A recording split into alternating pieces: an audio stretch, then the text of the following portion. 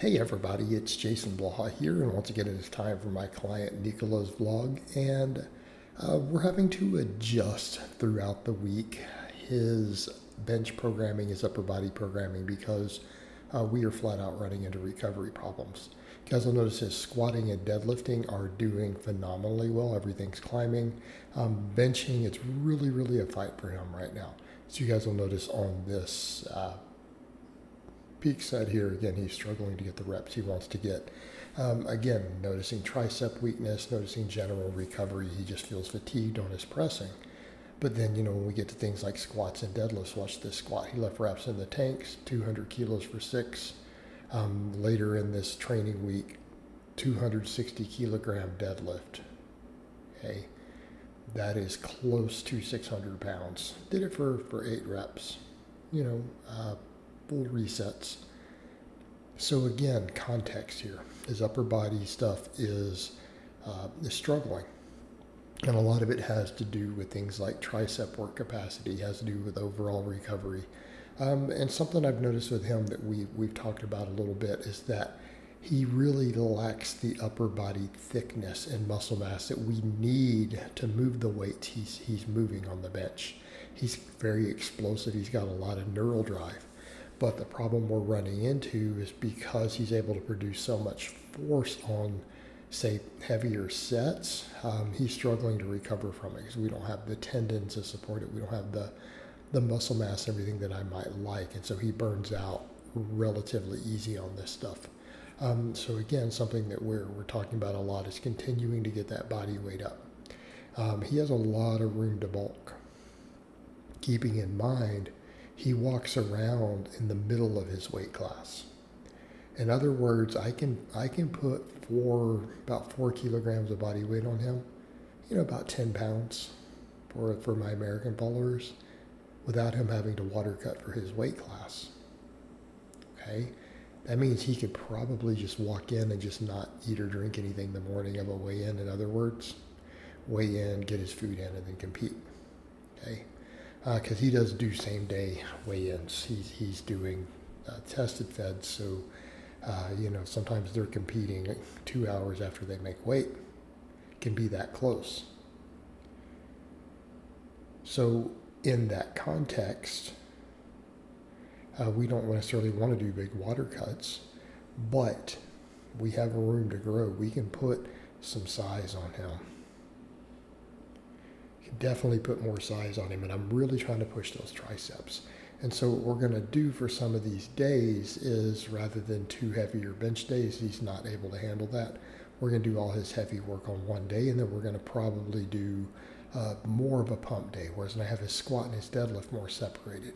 So for the upper, that's the direction I'm going to go. We're going to do a lot more pump work, dumbbell work, again, dumbbell presses, higher rep stuff, and then on his heavier days, I'm going to take him over to, just a focus on heavier benching, right? And then minor amounts of accessory, whatever we need back, stuff like that.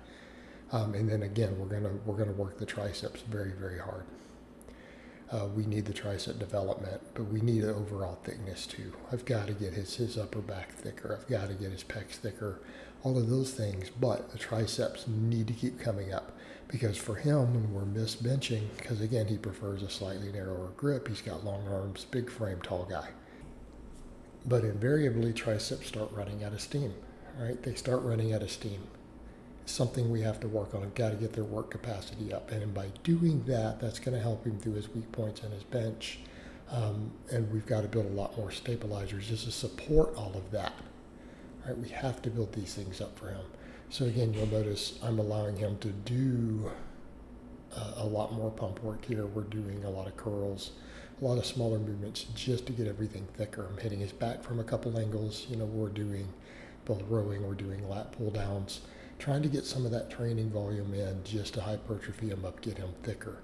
But we've got to balance it with his recovery. And again, this is the problems you do run into, especially with guys like this. You're very strong, elite, drug-free guys. It's always a balancing act with recovery, right? Because you've got to get them thicker, because that's almost always what your drug-free guys lack, right? What do they lack? Muscle mass. They like muscle mass.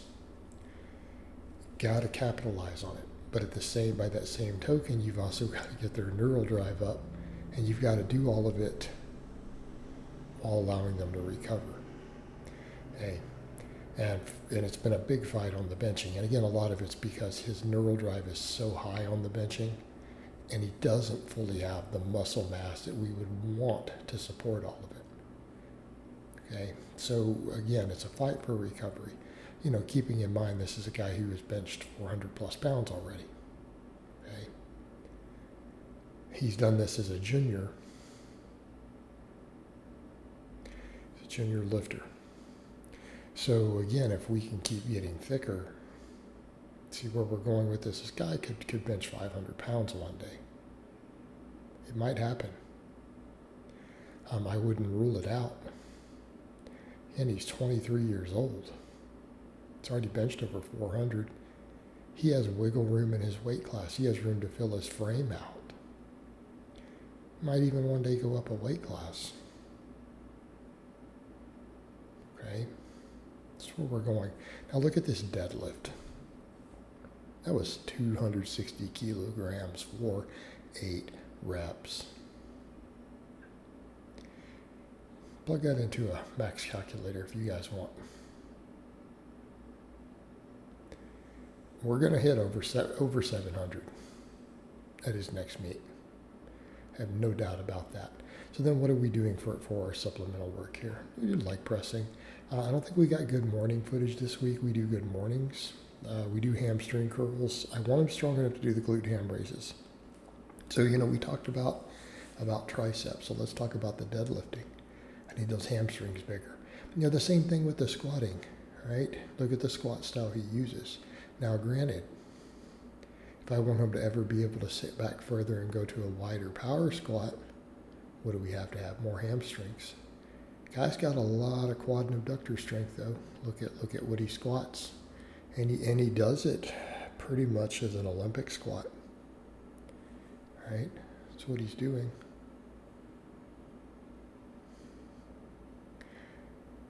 Look at his deadlift. Where's our weak link? And again, weak link being a relative term. Relative term. He obviously has crazy strong hamstrings to pull what he does. Hamstrings need to get stronger if we wanted to go up. So again, hamstrings, triceps.